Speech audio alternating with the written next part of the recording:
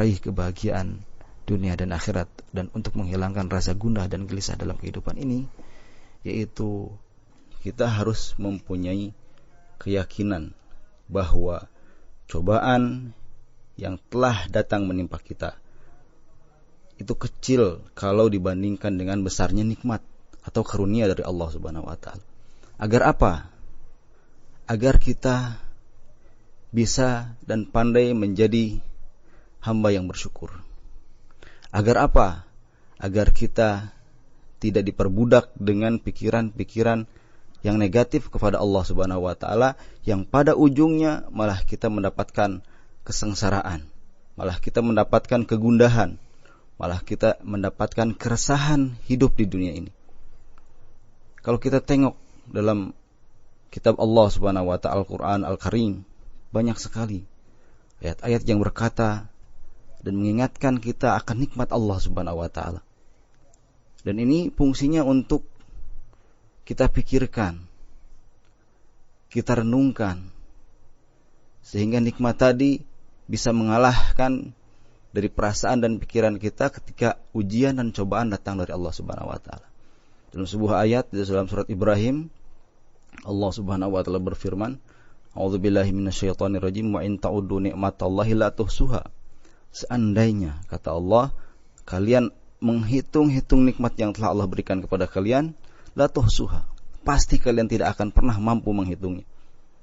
Itu pasti diberikan oleh Allah Subhanahu wa taala keyakinan bahwa kita tidak akan pernah mampu menghitung karunia atau nikmat yang telah kita terima dari Allah Subhanahu wa taala.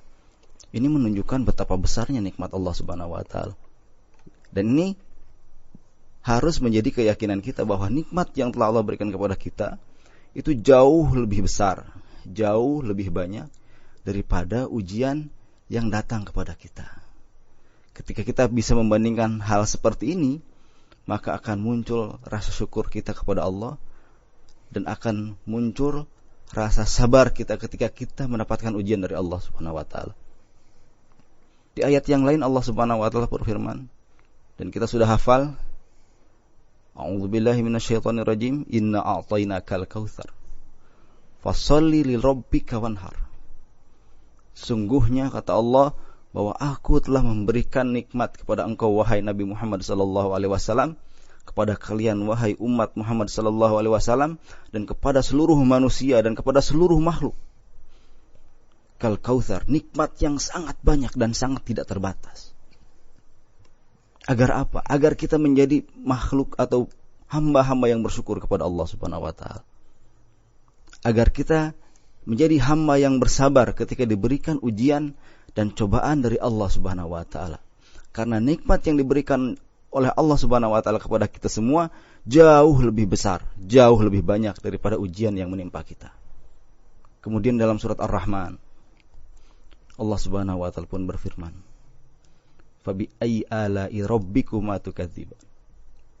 Bahwa nikmat Allah yang mana yang akan kalian dustakan? Nikmat Allah yang mana yang akan kalian dustakan? Kita ditantang oleh Allah Subhanahu wa taala.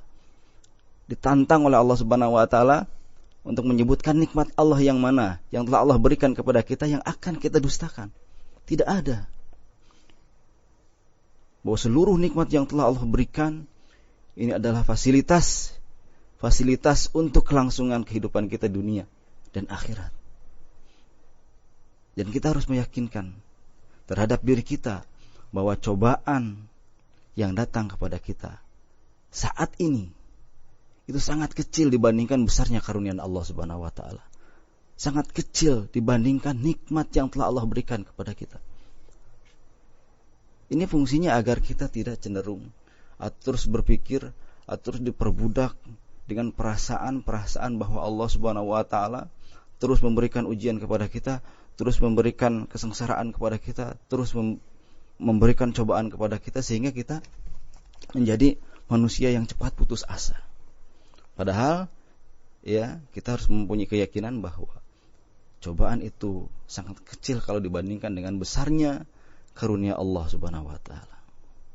Yang mudah-mudahan kita bisa menanamkan keyakinan dalam diri kita semua, meyakinkan dalam hati kita semua bahwa cobaan yang datang kepada kita itu jauh lebih kecil daripada karunia yang datang kepada kita dari Allah Subhanahu wa taala, untuk membentuk jiwa-jiwa yang bersabar dalam menghadapi ujian dari Allah Subhanahu wa taala, untuk membentuk manusia-manusia yang bersyukur atas nikmat dan karunia Allah Subhanahu wa taala, dan untuk tidak menjadi manusia sengsara yang terus diganggu, yang terus dipengaruhi oleh pikiran-pikiran kotor kepada Allah Subhanahu wa taala.